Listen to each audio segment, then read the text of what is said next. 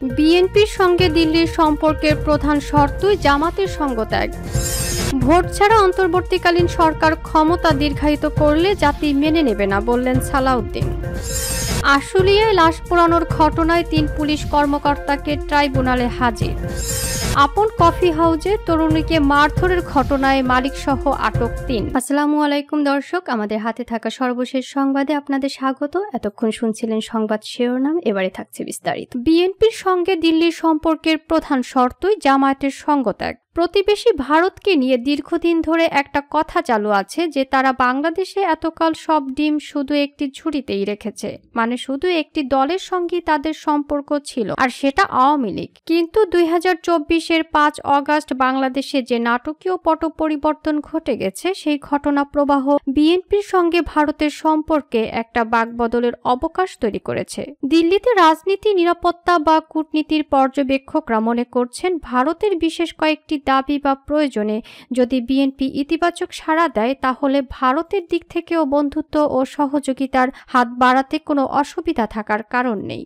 যেহেতু কোণঠাসা আওয়ামী লীগের চট করে রাজনৈতিক কামব্যাকের কোনো লক্ষণ দেখা যাচ্ছে না এবং বাংলাদেশের পরবর্তী নির্বাচনে বিএনপির ভালো ফল করার যথেষ্ট সম্ভাবনা আছে, তাই খালেদা জিয়ার দলই যে ভারতের জন্য এই মুহূর্তে সেরা বাজি এবং সম্ভবত একমাত্র বাজি, সেটাও তারা কেউ কেউ মনে করিয়ে দিচ্ছেন। এই পটভূমিতে ভারতের সঙ্গে বিএনপির সম্পর্কের প্রধান শর্তই জামাতের সঙ্গ ত্যাগ করা।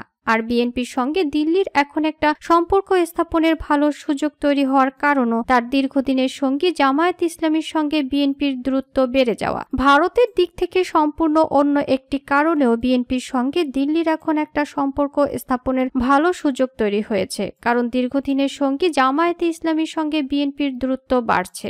ঢাকায় ভারতের সাবেক হাই কমিশনার রিভা গাঙ্গুলি দাস বলেন, ডেফিনেটলি জামায়াত আর বিএনপির মতবিরোধগুলো এখন খুব স্পষ্ট। ওনাদের একজন বড় নেতা এটাও বলেছেন যে কোনো অ্যালায়েন্স হওয়া সম্ভব না। তো আমি নিশ্চিত যে এই ডেভেলপমেন্টগুলো ভারত সরকার নিজেদের তরফ থেকে খুব সতর্কতার সঙ্গে দেখছে এবং অ্যাসেস করছে। ভারতের পররাষ্ট্র মন্ত্রণালয়ের বাইরে কোনো দেশের অভ্যন্তরীণ রাজনীতিতে হস্তক্ষেপ করার এমনিতে কোনো কারণ নেই, তবে বাংলাদেশের ক্ষেত্রে পরিস্থিতি অবশ্যই কিছুটা ভিন্ন। ভারতের পররাষ্ট্র সচিব ঢাকায় গিয়ে কোনো রাজনৈতিক দলকে নির্বাচনে যোগ দেওয়ার অনুরোধ জানিয়েছেন, এমনও নজির রয়েছে। 2014 সালে নির্বাচনের আগে তখনকার পররাষ্ট্র সচিব সুজাতা সিং ঢাকায় গিয়ে বিএনপি ও জাতীয় পার্টির শীর্ষ নেতৃত্বের সঙ্গেও বৈঠক করেছিলেন, যে সফর নিয়ে বিতর্ক কম হয়নি। এরপর থেকে ভারত যদিও প্রকাশ্যে অন্তত বাংলাদেশের ঘরোয়া রাজনীতি থেকে নিজেদের দূরে রাখারই চেষ্টা করে, কিন্তু জামায়াত বা ইসলামপন্থী দলগুলোকে নিয়ে ভারতের আপত্তি একেবারেই কোনো গোপন বিষয় নয়। বিজেপি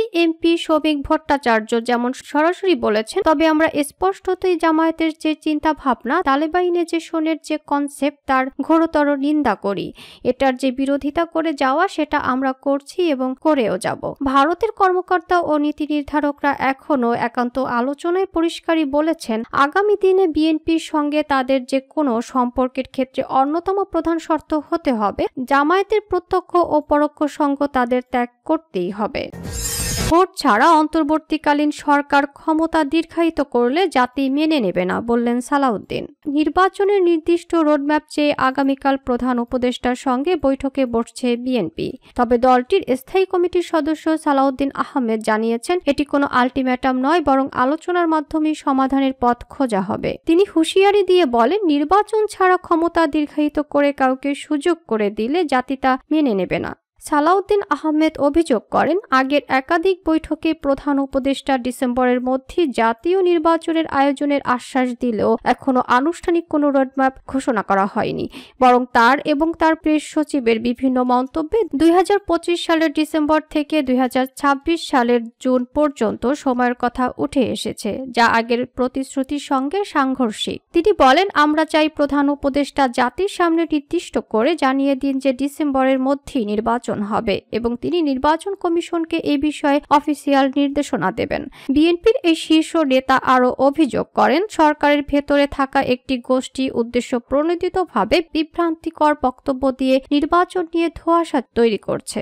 সামাজিক ও অর্থনৈতিক অস্থিরতা কাটাতে দ্রুত নির্বাচনী রোডম্যাপ ঘোষণা করা প্রয়োজন বলেও মনে করেন সালাউদ্দিন আহমেদ। তিনি আশা প্রকাশ করেন, আলোচনার মাধ্যমে প্রধান উপদেষ্টাকে এই বিষয়টি বোঝাতে সক্ষম হবে বিএনপি।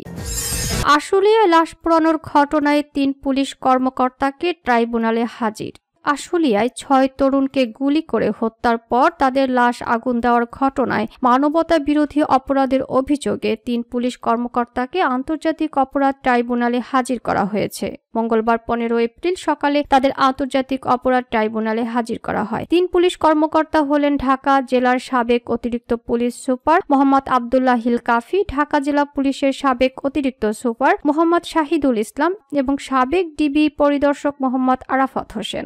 গত ৮ এপ্রিল প্রসিকিউশনের আবেদনের প্রেক্ষিতে ট্রাইব্যুনালের চেয়ারম্যান বিচারপতি মোহাম্মদ গোলাম মুর্তজা মজুমদারের নেতৃত্বে বিচারিক প্যানেল তাদের ১৫ এপ্রিল ট্রাইব্যুনালে হাজির করার আদেশ দেন। এদিন ট্রাইব্যুনালে শুনানি করেন চিফ প্রসিকিউটর মোহাম্মদ তাজুল ইসলাম এবং প্রসিকিউটর গাজী মনোয়ার হোসাইন। সেই সময় প্রসিকিউট বি.এম. সুলতান মাহমুদ সহ অন্য প্রসিকিউটররা উপস্থিত ছিলেন। লাশ পোড়ানোর নৃশংস ঘটনার বিষয়ে গত ২৬ ডিসেম্বর তাজুল ইসলাম সাংবাদিকদের বলেন, ৫ আগস্ট আশুলিয়ার ৬ তরুণকে গুলি করে হত্যার পর পুলিশ ভ্যানে রেখে আগুন লাগিয়ে দেন পুলিশ সদস্যরা। যখন এসব লাশ আগুন দেওয়া হচ্ছিল তখন একজন জীবিত ছিলেন। জীবিত থাকা অবস্থায় তার গায়ে পেট্রোল ঢেলে আগুন দেওয়া হয়। আপন কফি হাউজে তরুণীকে মারধরের ঘটনায় মালিকসহ আটক ৩। রাজধানীর খিলগাঁওয়ের তালতলায় আপন কফি হাউজে এক তরুণীকে মারধরের একটি ভিডিও সামাজিক যোগাযোগ মাধ্যমে ভাইরাল হয়েছে। এই ভিডিও সূত্র ধরে কফি হাউজের ৩ জনকে জিজ্ঞাসাবাদের জন্য হেফাজতে নিয়েছে রামপুরা থানা পুলিশ। আটকরা হলেন আপন কফি হাউজের মালিক জিয়াউর রহমান, ম্যানেজার আলামিন ও কর্মচারী শুভ সূত্রধর। তবে মারধরের শিকার ভুক্তভোগী ওই তরুণীর খোঁজ মিলছে না। ওই তরুণীর খোঁজে হন্যে হয়ে ঘুরছে পুলিশ। সোমবার ১৪ এপ্রিল বিষয়টি নিশ্চিত করে রামপুরা থানার ভারপ্রাপ্ত কর্মকর্তা মোহাম্মদ আতাউর রহমান আকন্দ। তিনি বলেন, তালতলায় আপন কফি হাউজে এক তরুণীকে মারধরের একটি ভিডিও আজ সামাজিক যোগাযোগ মাধ্যমে ভাইরাল হয়েছে। তবে ঘটনাটি গত ১১ এপ্রিলের। ভিডিও সূত্র ধরে আপন কফি হাউজের ৩ জনকে জিজ্ঞাসাবাদের জন্য থানা হেফাজতে নেওয়া হয়েছে। তারা বলছেন, ভুক্তভোগী ওই তরুণী আপন কফি হাউজে প্রায় এসে বিরক্ত করত। আটক ৩ জনই ভুক্তভোগী তরুণীকে মানসিক ভারসাম্যহীন বলে দাবি করেছেন। ওসি আতাউর রহমান আরো বলেন, আমরা তাদের বক্তব্যের সত্যতা নিশ্চিত করার জন্য ভুক্তভোগী তরুণীকে খুঁজছি, কিন্তু তাকে পাচ্ছি না। তার মোবাইল নম্বর, বাসার ঠিকানা কিছুই পাওয়া যাচ্ছে না। বিষয়টি গভীরভাবে খতিয়ে দেখা হচ্ছে।